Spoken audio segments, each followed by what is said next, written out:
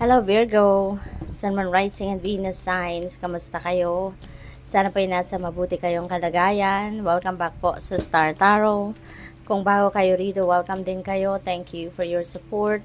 I truly appreciate it. God bless you all.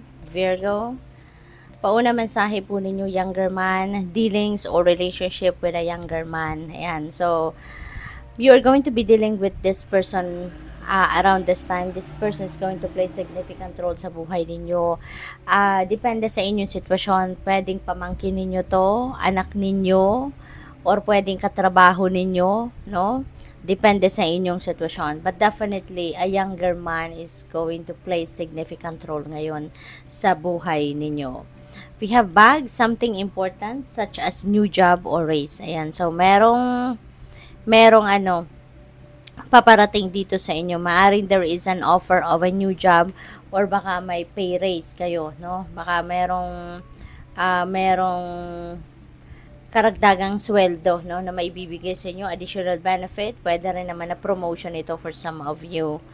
We have, wow, napakaganda naman. There is needle and thread. A sincere wish will be granted. Okay? Meron sincerong, wish na ibibigay na sa inyo or igagrant sa inyo. Kaya kung ano man ito, no, yan ay parating na.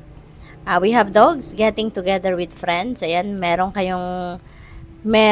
kayong samahan, meron kayong banding, ng mga kaibigan ninyo sa ngayon. Baka pwedeng merong party, baka meron lang reunion or pagtitipon over coffee, pwedeng ganon, ano? What else? We have horse, short journey, ayan, may travel kayo. Baka may pupuntahan kayo na saglit lang or malapit lang, no? Depende sa inyong sitwasyon. Pwedeng mamamasya lang kayo, may bibilhin lang, yung ganun ba? May bibisitahin. You are on the road to success. Wow, good for you, no? Good for you. Thanks God, 'di ba? Napapunta na kayo sa inyong pagtatagumpay. Maybe message na to para sa inyo na you are on the right path at papunta na kayo sa inyong success. Kaya congrats and good luck sa iyo. We have temptation will test you. Okay? So matitest dito yung commitment ninyo sa sarili ninyo na iwasan or hindi nagagawin ang kung anumang bagay, 'di ba? So nasa sa inyo to. Nasa sa inyo ito kung how you're going to navigate the situation. Pagdating ng tentasyon na 'yan, 'di ba? Ng temptation na 'yan. So it's all up to you, 'di ba? Kung papaano ninyo haharapin 'yan, no? Kung mababali ba yung pangako ninyo sa sarili ninyo or ano ang gagawin ninyo diyan. We have stored, there is a news of a birth or a new business opportunity. So this news could, sorry naman, nabulol. So yung balita ito, no, could be coming from kaibigan or baka meron kang kamag-anak, mga pamangkin, mga ganon, ano, or anak ninyo mismo. So siguro yun kung sino yung nanganak na, no, meron kayong balitang matatanggap na someone gave birth, no? Or baka merong bagong business opportunity. Baka merong magtitip sa inyo, no, na merong or baka merong mag-o-offer sa inyo ng business opportunity. Kaya good luck sa iyo. We have bat, take care, no? Mag-iingat kayo kasi enemies are working against you. So for sure, mga inggitera at inggitero ito sa iyo, no? Ganoon talaga, no? Walang bibihira ka magkaroon ng pagkakataon na kapag nagtagumpay ka, pag maganda yung kinalalagyan mo sa buhay, maganda yung posisyon mo sa trabaho, maganda yung masayang pamilya, masayang love life, no? May mga tao talaga na sadyang hindi matutuwa dyan. Kaya maaring yung mga taong yan, eto, no? Na they are working against you, they are doing things na pwedeng ikasira ninyo, baka nagpe-fake news, gumagawa ng kwento, 'di ba? Chinichika ka, sinisiraan ka, you know, at kung ano-ano pa. Kaya pagdasal mo na lang ito, no? Magdasal ka for your own safety and protection at sa mga mahal mo sa buhay at ipagdasal mo na din yung mga taong ito, no? Kung sino man ito na that are working against you kasi for sure they don't know what they are doing. But yun nga, huwag ka din mag-alala. You have nothing to fear. You have nothing to worry about. As long as wala ka namang ginagawang masama towards other people. Diba? Then, wala namang babalik na masama din sa inyo, hindi ba? Kasi nga, like attracts like.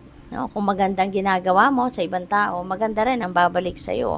Kaya kahit may mga ganitong klaseng tao na mga gumagawa ng hindi maganda or pinagpaplanuhan ka ng hindi maganda, huwag kang mag-alala, no? God knows kung ano ang dapat, kung ano ang hindi dapat, okay? Minsan may mga taong ganito na nag-iisip ng hindi maganda or nagpaplano ng hindi maganda towards other people, but karma, is always at play. May mga pagkakataon na hindi pa, iniisip pa lang nilang gawa na kung ano man nangyayari na yun sa buhay nila, hindi ba? Kaya, wag mong isipin na gaganti or whatever, no? Kasi, hindi dapat na ganun. Hindi natutulog ang Diyos, okay? Ipagpaubaya mo na lang sa Panginoon ang mga ganitong klaseng pangyayari or ganitong klaseng sitwasyon. Kasi, God knows kung anong para sa'yo. No, God knows kung ano ang para sa kanila. Kaya, magdadasal ka na lang, no? Lagi for your protection and for your safety. At mag-iingat kayo, okay? Be careful with what you share with other people. Mag-iingat kayo with what you do, okay? Para, hindi na kayo, alam mo yun, hindi kayo masabit sa mga kadramahan ng ibang tao. We have love and deep affection and caring. Ayan, so maaring kayo ito that you are going to express more love, deep affection, and pag-care sa ibang tao, no? Pwede rin naman na kayo makaka-receive nito, no? Maybe some people are going to be loving and affectionate sa inyo. We have rainbow. The most difficult part of a situation is over. Okay? Yung mahirap na sitwasyon, tapos na. Kung ano man ito na medyo mahirap, kung ano man ito na mga bagay na, kung ano man ang mga bagay na ang tawag dito? Mga bagay na pinaghihirapan ninyo sa ngayon, ano? Or mga bagay na nahihirapan kayo, no? Malalagpasan nyo na yan. Kaya, thanks God. Diba? Thanks God. Ipagpasalamat ninyo yan. That is a blessing. We have an exciting event. Wow. So, ito for sure na nasa taas na that is definitely an exciting event na meron kayong bagong business opportunity, meron kayong balita na matatanggap na meron ng nanganak, diba? That is such a huge blessing. Kaya congrats and good luck. Thank you for watching. Love and light. Namaste.